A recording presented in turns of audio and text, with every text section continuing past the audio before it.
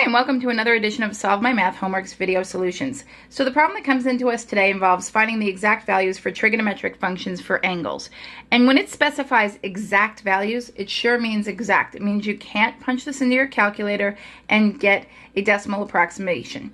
And you could, but it would be wrong. So let's get started. Okay, and I hand wrote this one. The email that came in was a little blurry, so I just wrote this one out.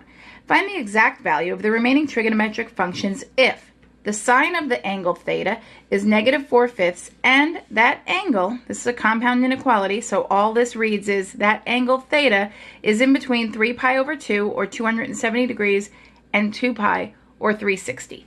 So if we remember our coordinate plane here, okay, we have quadrant 1, quadrant 2, quadrant 3, and quadrant 4. This piece of information here is very important. It tells you where the angle lies. Many angles have a sine of -4/5. So we need to know where this angle lies. Quadrant 1, 2, 3, or 4. And since we have 0 degrees here and also 2 pi, we have pi over 2 or 90 up there. We have pi or 180. 3 pi over 2 or 270 says this angle lies between 3 pi over 2 and 2 pi. So that puts us in the fourth quadrant right here. All right? So that's important because as we remember, all students take calculus, which tells us which functions are positive in which quadrants. So everything's positive in quadrant 1. X and Y are both positive, so everything's positive. And why does X and Y matter? Because if you remember X, Y, X is our cosine value, Y is our sine value, okay? So now sine and its reciprocal cosecant are positive in quadrant 2 because sine is our Y value and Y is positive in quadrant 2. You have -x, positive Y. Tangent is positive in quadrant 3 simply because tangent is sine over cosine, so negative over negative is positive. And cosine is positive in the fourth quadrant because cosines are X, and in the fourth quadrant, you have a positive X and a negative Y. So we have positive, negative, we have positive, positive, here we have negative, positive, and here we have negative, negative. Ooh, it's getting a little cluttered over there. So let's erase this and get started. All right, so I'm going to draw another little quadrant here. So because we know it's in the fourth quadrant, what I tell my kids to do is draw the fourth of the bow tie, because here's basically what's going to happen. When I say bow tie, this is what I mean. Okay? You're going to be using one of these 4 triangles, dependent on what quadrant you're in. And it sort of looks like a messed up bow tie. So that's how they remember it. Okay. So let's get rid of the other bow ties, or the other parts of the bow tie, because we don't need them. And let's look. The angle theta is right there. And so if sine is -4/5, that means sine, if we remember our SOHCAHTOA,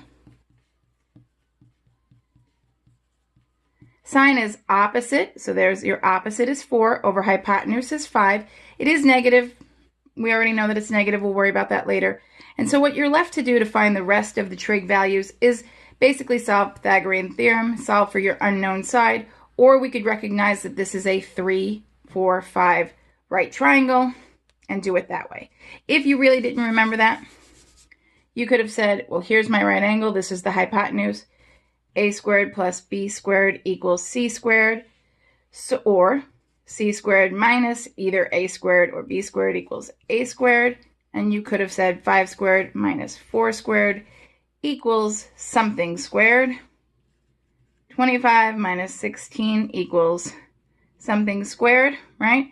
And so you would get basically 9 equals A squared, square root A equals 3. All right, so now we have the triangle. Finding all the values is very easy. It involves using SOHCAHTOA, right? So we already know sine is -4/5. We actually know that cosine and secant, right? So let's do sine is a reciprocal to cosecant. Cosine is reciprocal to secant. And tangent is reciprocal to the only one that sounds like it goes with it, cotangent. So if sine is -4/5, then cosecant is the reciprocal. It's cosecant of theta is -5/4. Okay? Cosine, adjacent over hypotenuse. So adjacent is going to be 3 over the hypotenuse 5. It's going to be 3/5. Okay, so secant is going to be 5/3.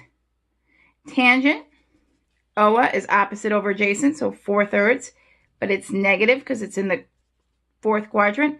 And cotangent is -3/4. Okay, so once you've got your triangle, you're really just using SOHCAHTOA to plug all your values in. And be sure you remember all students take calculus so you can get your signs right. A lot of times I have students, they just say, okay, I'm in the quadrant 4, so that means cosine and secant are positive and the rest are negative, and they just put the signs there to begin with. All right, well, be sure to subscribe to our page, submit your problems, submit your questions, and if you have any questions on this, put them in the comments. Thanks for watching.